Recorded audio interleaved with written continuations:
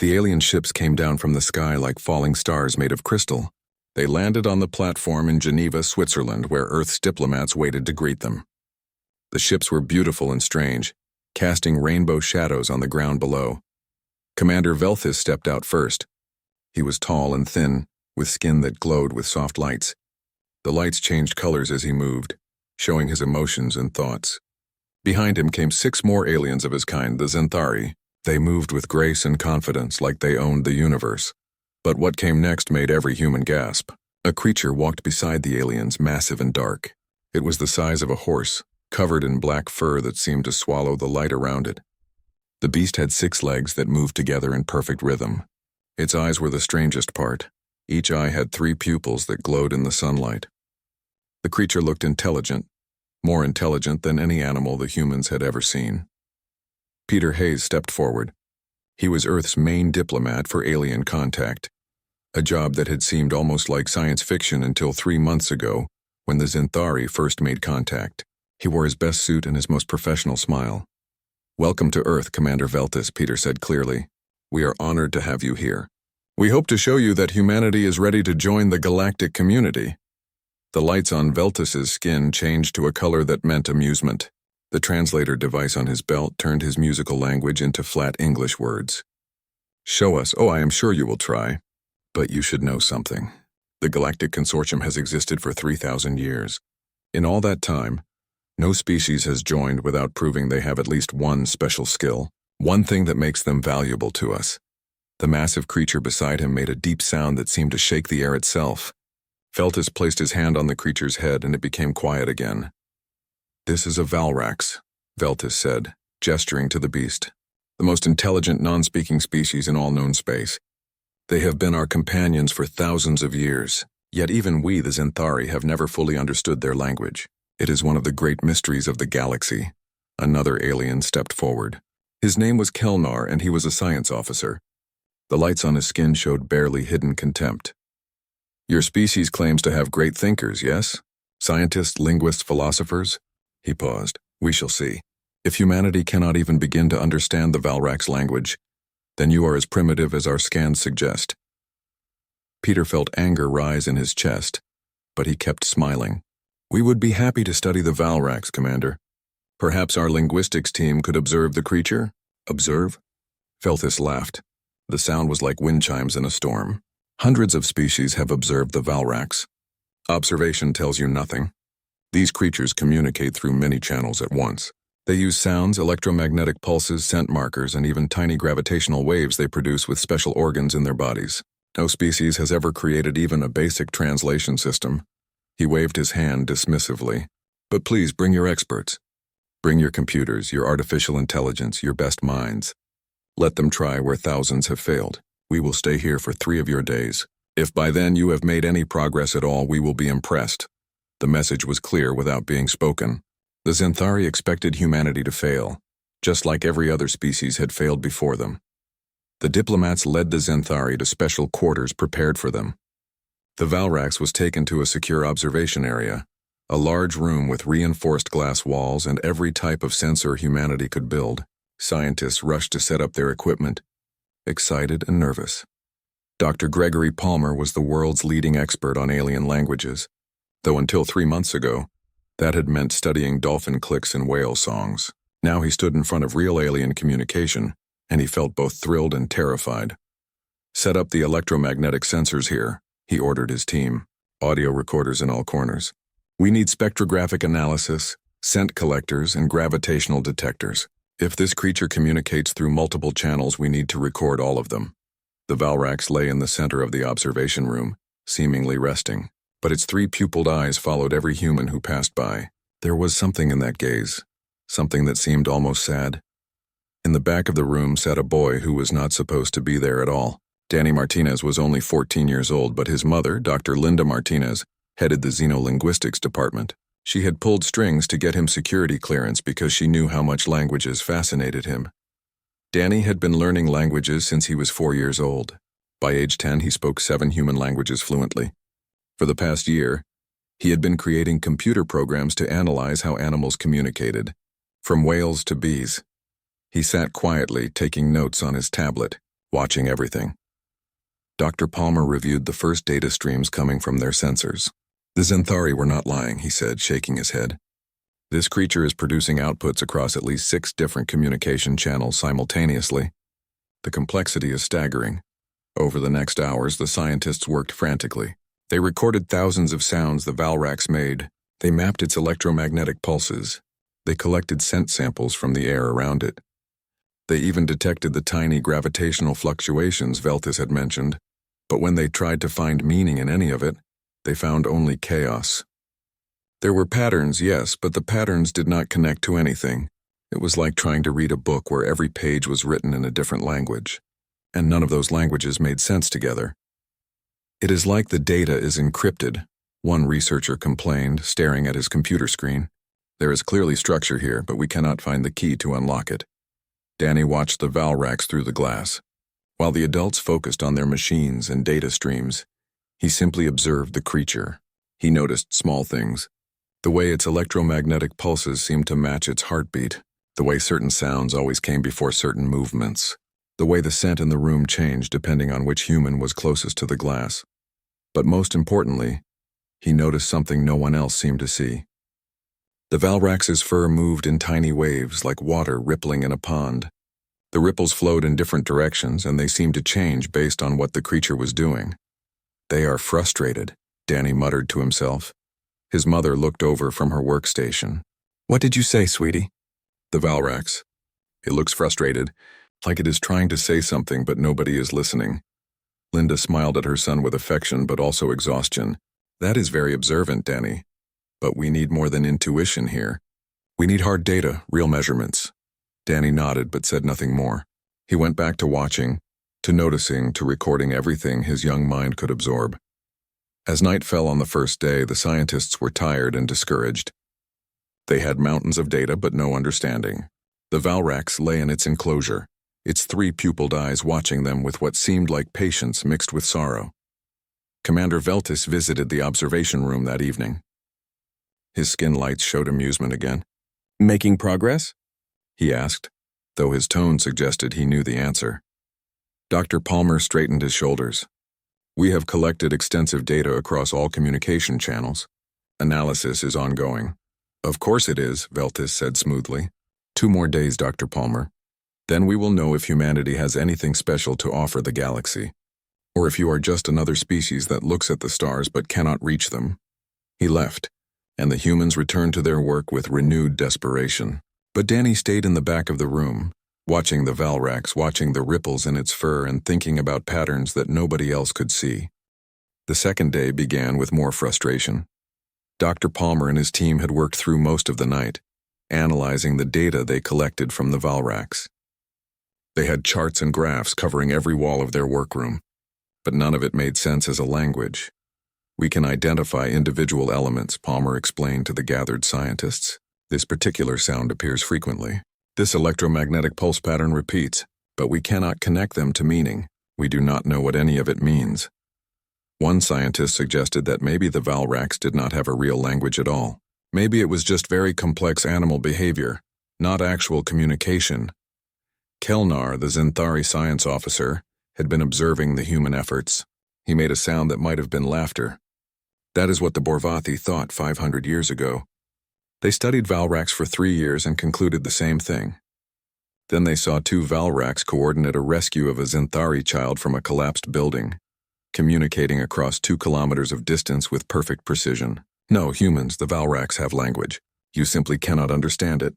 Danny continued his quiet observation. He had asked his mother for permission to skip school for these 3 days, and she had agreed. This was more educational than anything happening in his classroom anyway. He watched the Valrax and took notes.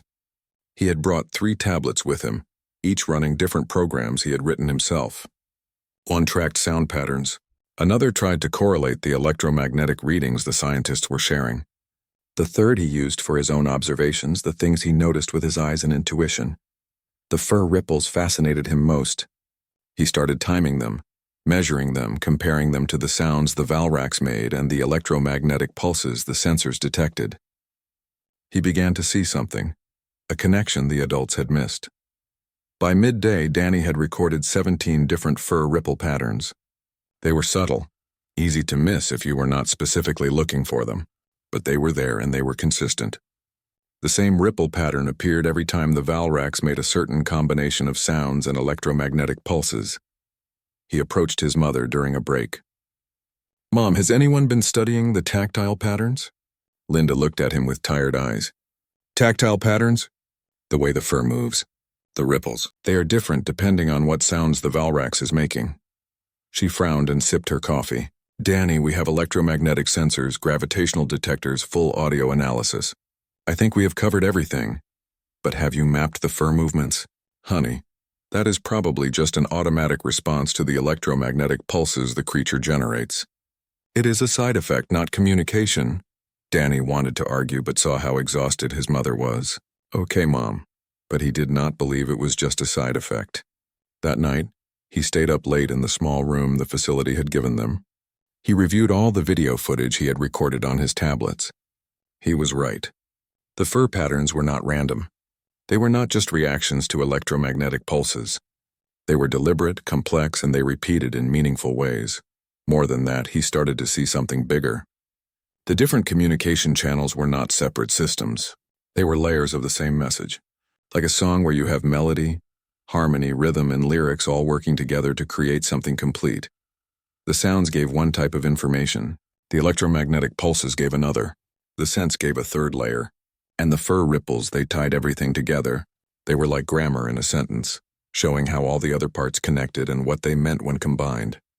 By 3 in the morning, Danny had identified the 17 fur ripple patterns and what they seemed to do. Some appeared when the Valrax was looking at people. Others appeared when people moved away. Some came with loud sounds, others with quiet ones.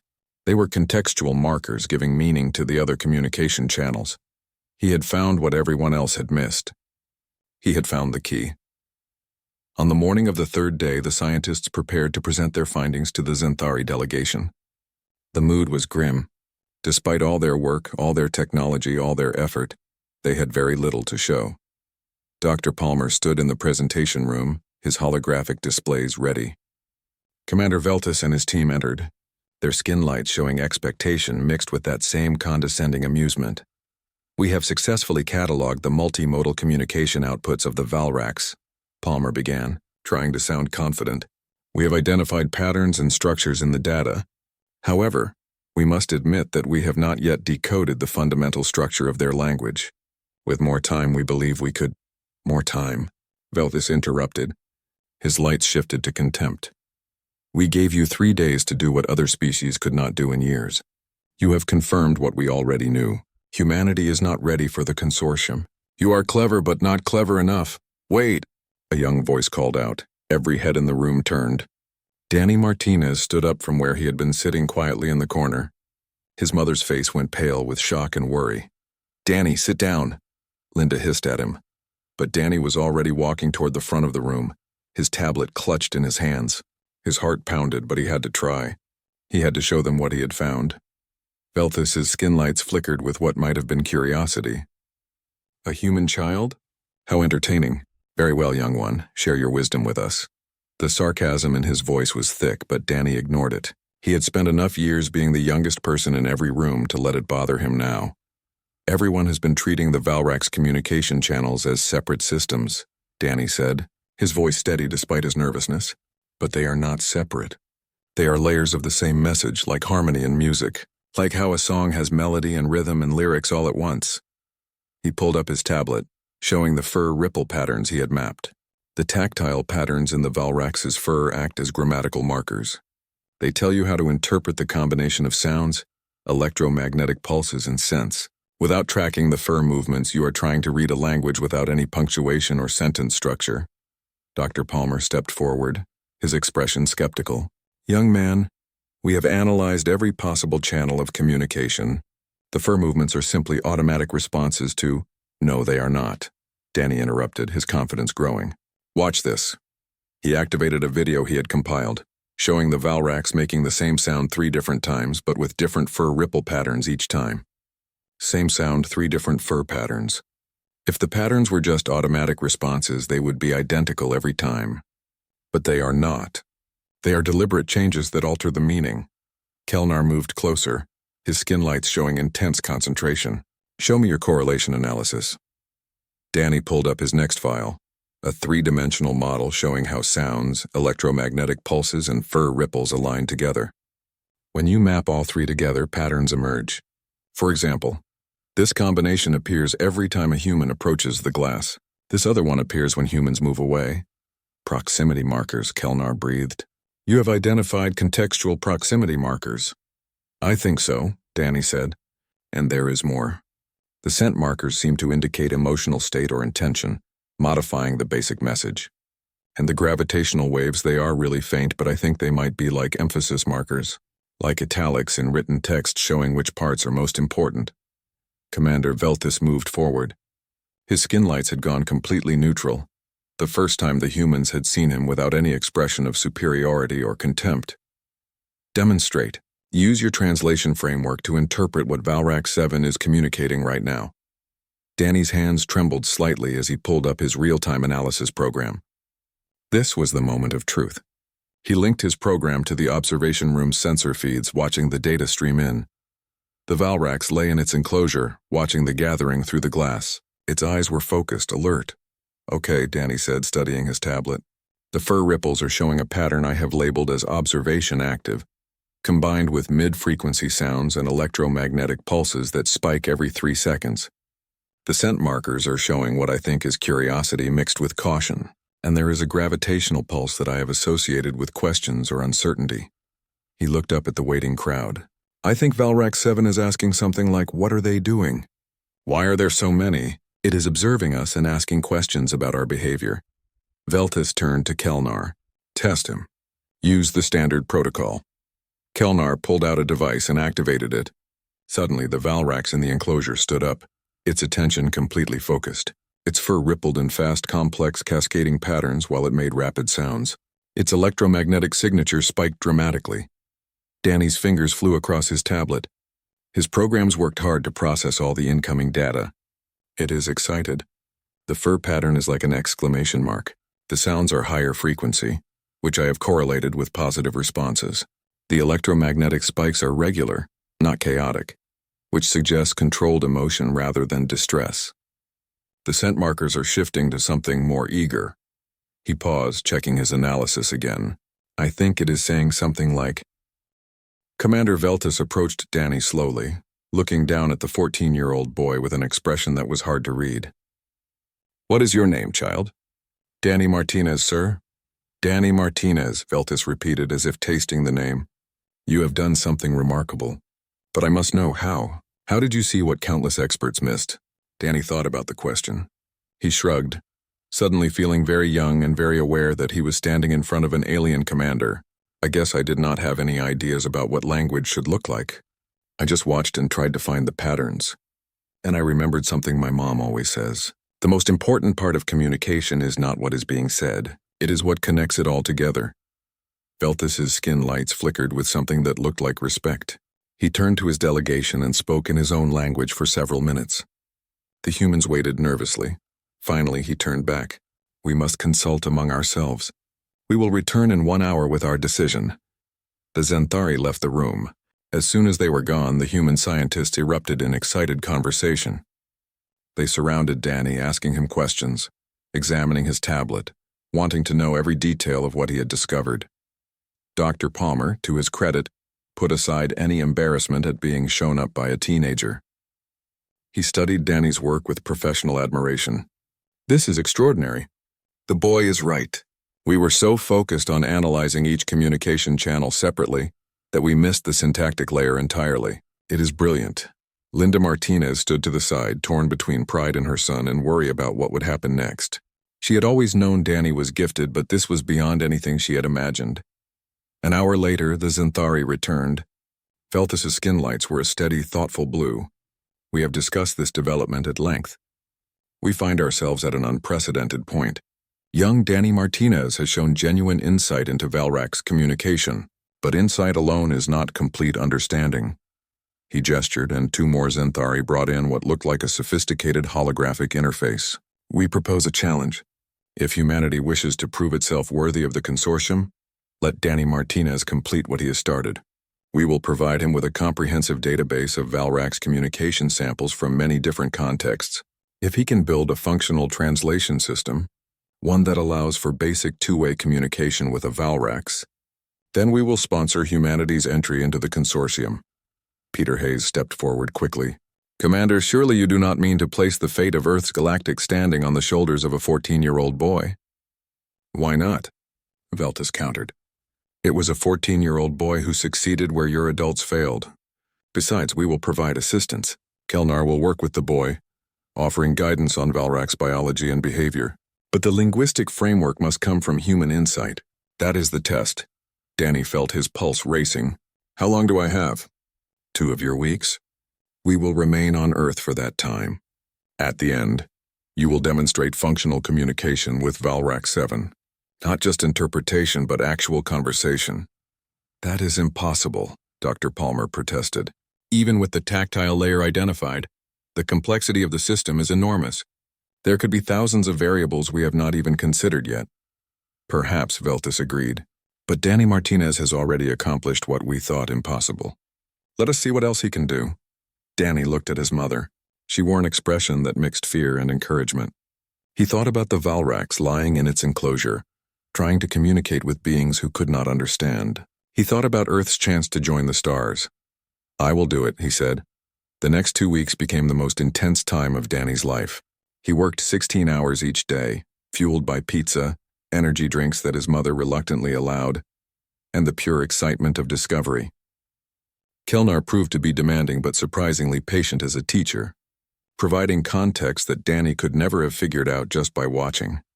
The Valrax evolved on a world with a much stronger magnetic field than Earth, Kelnar explained during one of their sessions.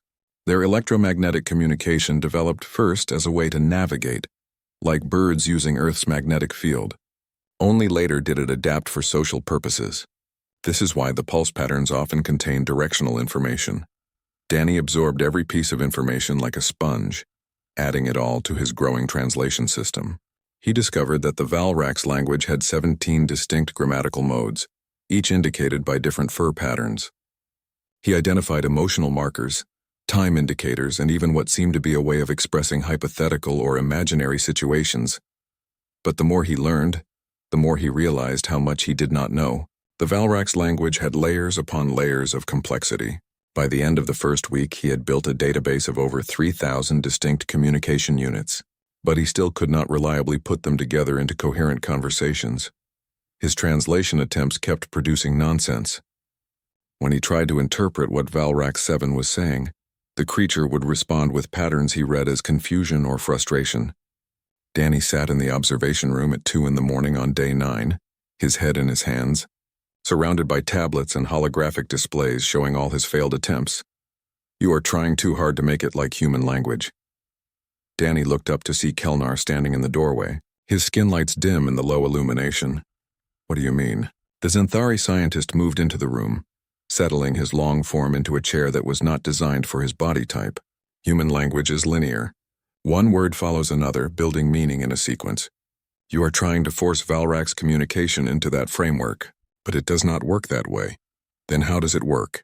Simultaneously. When a Valrax communicates, it is not speaking a sentence. It is creating a complete picture. All the layers happen at once, producing a whole concept in a single moment. Your translation system tries to process it sequentially, breaking the unified message into separate components. That is why you keep getting confusion. Danny stared at the data on his screens. Suddenly he understood. Kelnar was right. He had been trying to translate Valrax into English, step by step. But what he needed to do was understand Valrax as its own complete form of thought, then find a way to express that in human language. I need to change my entire approach, he said slowly. Instead of word-by-word translation, I need to capture the whole message as a unified thing, then render it into human language. Now you are thinking correctly, Kelnar said, his skin lights rippling with approval. Danny spent the next 3 days completely rebuilding his program. Instead of treating each communication channel as a separate input to be combined later, he created a unified field model.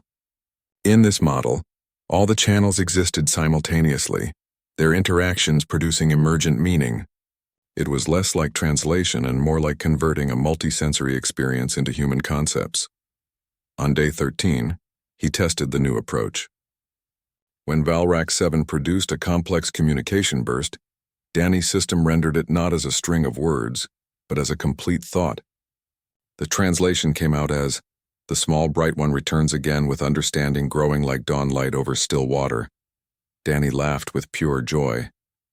It was poetic, not because the Valrax was being deliberately poetic, but because that was the closest English could come to the layered, simultaneous meaning the creature was expressing. He activated the response module he had built. This module could take human input and translate it into the multimodal output of Valrax communication. He had built custom hardware to generate the electromagnetic pulses and scent markers. He could not produce gravitational waves at all, but he hoped the fur patterns, sounds, and electromagnetic pulses would be enough. "Hello, Valrax 7, he said into the interface. "Can you understand me?" His system converted his words into a simplified version of Valrax communication, limited by what the hardware could produce. The Valrax in the enclosure stood up immediately, its three-pupilled eyes fixed on the speakers Danny had set up. Its fur rippled in patterns he had learned to recognize as intense interest. The response came in a burst of communication across all channels. Danny's system translated it. "The small bright one shapes sound light patterns. The small bright one speaks the ancient language. Joy like first rain." Danny felt tears in his eyes. "Yes, I can understand you. We can talk." Over the next 2 days, he refined the system constantly, expanding its vocabulary and improving how accurately it translated. He had long conversations with Valrax 7, learning about the creature's experiences, its relationship with the Zenthari, and its own form of consciousness that was completely different from anything human or Zenthari. The Valrax told him about their homeworld, about their complex social structures, and about their frustration at being unable to communicate with most species. "We are not pets," Valrax 7 communicated. "We are not simple. We are not lesser. We are different formed thought, walking beside the tall bright ones you call Zenthari. For many sun cycles, only they could speak hear us. Now you see the patterns beneath the patterns." Danny realized he was not just building a translation tool. He was giving voice to an entire species that had been silent to the galaxy. On the morning of the 15th day, Danny woke up with butterflies in his stomach. Today was the demonstration. Today would determine if his work was good enough, if Earth would be accepted into the galactic community. He ate breakfast with his mother in the facility cafeteria. Linda watched her son with pride and worry mixed together on her face. "How are you feeling?" she asked. "Nervous," Danny admitted. "What if it does not work? What if I mess up in front of everyone?" Linda reached across the table and squeezed his hand. "Danny, you have already done something amazing. No matter what happens today, you should be proud. The whole world is proud of you. But what if it is not enough? Then it is not enough. But you tried. You saw something nobody else could see, and you worked harder than anyone could have asked. That matters, sweetie. That matters more than the outcome." Danny nodded, but he still felt the weight of responsibility on his shoulders. The fate of humanity's place in the galaxy rested on whether he could talk to an alien creature. By 10 in the morning, the main auditorium was packed. Commander Velthus and the full Zenthari delegation sat in the front section. Earth's diplomatic corps filled the next rows with Peter Hayes in the center. Media representatives from every major news organization on Earth had cameras set up. Scientists from around the world crowded into the remaining seats. Danny stood on the stage beside the enclosure where Valrax 7 waited. His communication array was positioned between them, a collection of speakers, electromagnetic generators, scent diffusers, and sensors that looked like something from a science fiction movie. Which, Danny supposed it basically was. Velthus stood to address the crowd. His skin lights broadcast a mixture of anticipation and something that might have been respect. 2 weeks ago, we came to Earth expecting to add another species to the long list of those who tried and failed to understand the Valrax. Instead, we witnessed something unprecedented. Today, we will see if young Danny Martinez has truly achieved what no species before has accomplished. Genuine two-way communication with the Valrax. He paused, letting the moment sink in. "Let us begin." Danny took a deep breath and approached his communication array. His hands were steadier than he felt inside. "Valrax 7, can you hear me?" The massive creature moved forward, its 6 legs carrying it gracefully to the front of the enclosure. Through the speakers, its response emerged in Danny's translated form. The small bright one calls. I answer with full pattern gladness. We stand together before the watchers. A murmur ran through the assembled crowd. The translation was clear, coherent, and unmistakably meaningful. These were not random words. This was genuine communication. Kelnar stepped forward. I will now pose questions to the Valrax using our traditional communication method. Danny Martinez will attempt to interpret the responses and reply on behalf of the human species. What followed was remarkable. Kelnar used a Xanthari device that could produce all the necessary communication channels with perfect accuracy. The creature responded with complex messages that Danny's system translated into human language. Then Danny would think of a response, speak it into his device, and the system would render it into approximate Valrax communication. The conversation started simple. Kelnar asked about the Valrax's comfort level, whether the enclosure was suitable, whether it needed anything. Valrax 7 responded that the space was adequate, though it missed the feel of natural soil beneath its feet. Then the questions became more complex. Kelnar asked the Valrax to describe its perception of time. The creature's response came through Danny's translation as, "Time is not a line for us. Time is a pool where all moments touch each other. Past, now, future flow together like water mixing with water. We remember tomorrow as clearly as we remember yesterday, though differently shaped." The scientists in the audience leaned forward, fascinated. This was not just communication. This was insight into a completely alien way of experiencing reality. Dr. Palmer raised his hand and Veltus gestured for him to speak. "May I ask a question through the boys' system?" "Proceed," Veltus said. Palmer stood. "Valrax 7, can you describe your relationship with the Xanthari? How do you perceive them?" Danny relayed the question through his device. The Valrax's response was long and nuanced. His translation system worked to render it into English. The tall, bright ones see-think in straight paths. They move from past to future like water flows downward, always one direction. We see-think in circle patterns where all moments touch each other. Alone, they miss the connections between times. Alone, we struggle to make choices that affect only forward. Together, we form complete understanding that neither achieves separately. We are partners of different shaped consciousness. Not servant and master, not pet and owner, but two kinds of thinking that make each other more whole. The room was silent for a moment. Then someone started clapping and soon the entire auditorium was applauding. Danny felt heat in his cheeks, embarrassed by the attention but also proud. The demonstration continued for 3 hours. Danny fielded increasingly complex questions from the Xanthari, facilitated conversations between Valrax 7 and human scientists, and even managed to make the massive creature express what his system translated as amusement when one researcher asked if it preferred fish or meat. "Neither," came the response. "We consume crystal nutrients that grow in deep earth places. Your food would be like eating colored air to us." The exchange made even Veltus's skin lights flicker with what appeared to be laughter. Finally, Commander Veltus called for a halt.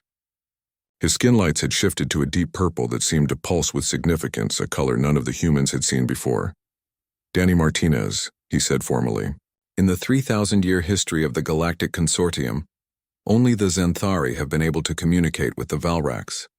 Some species can interpret simple Valrax messages after years of dedicated study. Some can produce crude approximations that the Valrax generously try to understand. But no one in all that time has achieved what you have achieved in 2 weeks. Genuine, bidirectional, nuanced communication." He paused, his lights shifting through several colors before settling on that same deep purple. "You have not merely cracked a code, young human. You have built a bridge between 3 species who think in fundamentally different ways. You have given voice to beings who have been voiceless to all but one species for thousands of years." Veltus turned to address the entire assembly. The Xanthari delegation came to Earth prepared to reject humanity's application to the consortium. "Your technology is primitive compared to galactic standards. Your civilization is young, barely past its infancy. Your unity is fractured, your world divided. By every standard metric we use, you are not ready." Peter Hayes felt his heart sink. After everything, were they still going to be rejected? But Veltus continued. "However, we have learned something important here. Metrics do not measure genius. Standards do not capture innovation. And readiness is not always a matter of time, but of perspective. Humanity possesses something rare in the galaxy: the ability to see problems from entirely new angles, unbound by the weight of ancient traditions and established ways of thinking. His lights shifted to brilliant gold, brighter than any color the humans had seen from him before. Therefore, the Xanthari delegation moves to sponsor humanity's immediate entry into the Galactic Consortium, not as junior members to be taught and guided like children, but as full partners with a unique gift to offer the galactic community. The auditorium erupted. People cheered and applauded. Some cried with joy. Linda ran onto the stage and embraced her son, tears streaming down her face. Peter Hayes stood, his usual diplomatic composure cracking into a genuine smile of relief and happiness. Dr. Palmer and his team were already gathering around Danny's equipment, eager to understand every detail of how it worked. But Danny's attention was on Valrac 7. The massive creature had moved to the front of its enclosure, its triple eyes fixed on the boy who had given it a voice that others could finally hear. "Thank you," Danny said through his communication device. "Thank you for being patient with me while I learned." The response came through, and Danny's system rendered it as something beautiful. "The bridge builder thanks the bridge for being built. We are both the bridge, small bright one. We both crossed the impossible distance to meet in the middle. This is the way of true understanding. This is the shape of friendship across star distances." Danny felt tears on his cheeks, but he was smiling. Commander Veltis approached Danny after the formal announcement concluded. The auditorium was still buzzing with excited conversation, but the alien commander seemed to move through a bubble of quiet dignity. He extended one long, graceful hand toward the boy. Danny shook it, feeling the cool, smooth texture of Xanthari skin. It was like shaking hands with living glass. "You mocked no one, Danny Martinez, though we came here to mock you," Veltis said quietly. "You saw what others could not see because you looked without assumption. In doing so, you have changed not just humanity's future, but our own. The Xanthari have walked with the Valracs for thousands of years, but we still have much to learn from them. With your translation system, conversations we never dreamed possible can now occur." He paused, his skin lights showing something that might have been humility. "We came to teach. Instead, we learned. That is the mark of a species worthy of the stars." Over the following weeks, Earth transformed. News of humanity's acceptance into the Galactic Consortium spread across every media channel.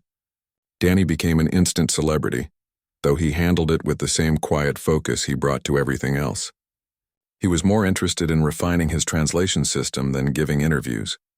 Teams of Xanthari and human linguists worked together in the facility, discovering new layers of meaning in Valrac's communication. With Danny's framework as a foundation, they expanded the vocabulary database, improved the hardware, and refined the accuracy of translations. The Valracs themselves, finally able to speak to a wider audience, revealed knowledge that revolutionized both human and Xanthari science. Their unique perception of time as non-linear allowed them to describe physical phenomena in ways that led to breakthroughs in quantum physics and dimensional theory. One afternoon, Danny sat in the observation room with Valrac 7. The massive creature had been given more comfortable quarters, including real soil and plants from its homeworld that the Xanthari had brought. Danny often came here just to talk, to practice, to learn. "Tell me about your world," Danny said through the communication system. "What was it like before the Xanthari came?" The Valrac settled onto the soil, its fur rippling in patterns Danny had learned meant comfortable nostalgia. The response came through rich and detailed. "Our world was Strongfield home, where sky rivers of light danced always. We hunted in packs, speaking across distances through magnetic songs. We built no cities, wrote no books, but we remembered. We remembered everything that ever was, because for us, all time touches. The past is not gone, merely distant. The future is not unknown, merely different shaped." Danny listened, fascinated. "Were you afraid when the Xanthari first arrived?" "Not afraid. Curious, confused. They were straight-thinking beings in our circle-thinking world. Like trying to understand a creature with only one dimension when you have three. But slowly we learned to bridge. They gave us voice across the stars. We gave them sight across time. Partnership grew like roots beneath soil, invisible but strong. Do you miss your homeworld?"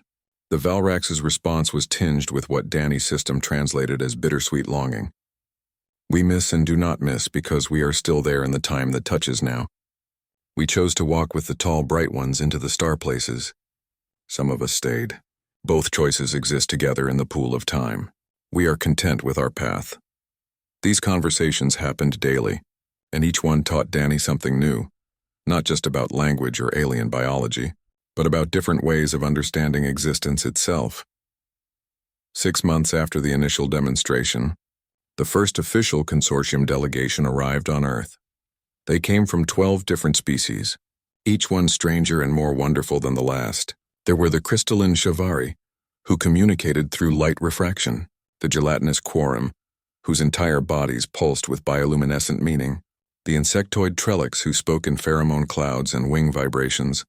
Danny, now 15 years old, had been appointed Earth's first ambassador to the Galactic Consortium. It was an unusual appointment. Most ambassadors were experienced diplomats in their 40s or 50s. But Peter Hayes had argued successfully that the position required someone who could think beyond traditional frameworks. Someone who could build bridges to truly alien minds. The appointment came with one condition that Danny had insisted on. He would continue his education. He would not become just a symbol or a figurehead. He would keep learning, keep growing, keep developing his understanding of xenolinguistics. The consortium delegation meeting took place in a specially built facility in Geneva. Danny stood at a podium, looking out at representatives from species that had walked the stars for thousands of years. He felt the weight of the moment, but also the excitement. On behalf of humanity, he began, I want to thank you for welcoming us into the galactic community. We know we are young. We know we have much to learn, but we come with open minds and willing hearts. He paused, looking at the diverse array of beings before him. Some had faces he could read. Others were so alien he could barely comprehend their physical form. What I learned from the Valrax is that true communication requires more than just translating words. It requires understanding that different minds work in different ways. The Valrax taught me that time does not have to be linear, that consciousness does not have to be individual, that meaning can exist in layers we never imagined. Danny activated a holographic display behind him. I have spent the last 6 months working with Xanthari linguists and Valrax consultants to develop a new framework. A universal translation protocol that does not try to force all languages into one structure, but instead honors the unique nature of each form of communication. The display showed a complex, beautiful mathematical model. This is still in early development, but the basic principle is simple. Instead of translating everything into one common language, we create a flexible interface that can adapt to each species' natural way of thinking and communicating. One of the Shivari representatives pulsed with light. Danny's new translation device rendered it as, the young human proposes what we have sought for millennia. A true bridge, not a common tongue. How is this possible? By learning from the Valrax, Danny answered. By understanding that the bridge is not made of one material, but of whatever materials are needed to span each specific gap. We build custom bridges for each connection, rather than forcing everyone to use the same bridge. Over the next hours, Danny demonstrated the new protocol. He facilitated conversations between species that had never been able to communicate directly before. The crystalline Shivari spoke with the gelatinous Quorum through his system, two species with completely different sensory frameworks finding common ground through adaptive translation. It was not perfect. There were still gaps, still misunderstandings, still limitations, but it was progress, real and tangible. Commander Velthus watched from the side of the room, his skin lights showing what Danny had learned to recognize as pride. After the demonstration, he approached the young ambassador. You continue to surprise us, Danny Martinez, Velthus said. We thought you had peaked with the Valrax translation, but you have taken that insight and expanded it across the entire spectrum of galactic communication. I had good teachers, Danny replied, and I am still learning. This is just the beginning. Indeed it is, Velthus agreed. The consortium has existed for 3,000 years. In that time we have achieved much. But we had also become comfortable, perhaps even complacent. We did things the way they had always been done. Humanity brings something we had lost, the willingness to question, to experiment, to try entirely new approaches. He gestured to the diverse crowd of alien delegates. You are teaching us to think differently. That is a gift beyond measure. That evening, Danny sat alone in his quarters looking up at the stars through the window. Somewhere out there were worlds he would visit, species he would meet, languages he would learn to understand and help others understand. His tablet chimed with a message from Valrax 7, who had remained at the facility as a cultural liaison and Danny's ongoing teacher. The small bright one sits beneath the starlights, thinking far thoughts, the translated message read. The small bright one wonders what comes next in the time paths ahead. Danny smiled and typed his response into the communication system. I wonder if I am ready for this. If I can really do what everyone expects? The Valrax's reply came quickly. Ready is not a place you reach, small bright one. Ready is a path you walk. You take steps into unknown spaces, learning as you go. This is how all beings grow across all species in all times. You do not walk alone. We walk with you in partnership across star distances. Danny felt a warmth in his chest. Thank you, my friend. Thank you, Bridge Builder. You gave us voice when we were silent to the galaxy. Now we help you find your voice among the stars. This is the circle pattern of friendship. Each gives, each receives, each grows. Danny looked back up at the stars. Out there, challenges waited. Misunderstandings to resolve. Conflicts to mediate. New species to meet and understand. But he would not face any of it alone. He thought about his journey from a boy in the back of an observation room to Earth's ambassador to the stars. It had started with simple observation, with noticing what others overlooked, with being willing to think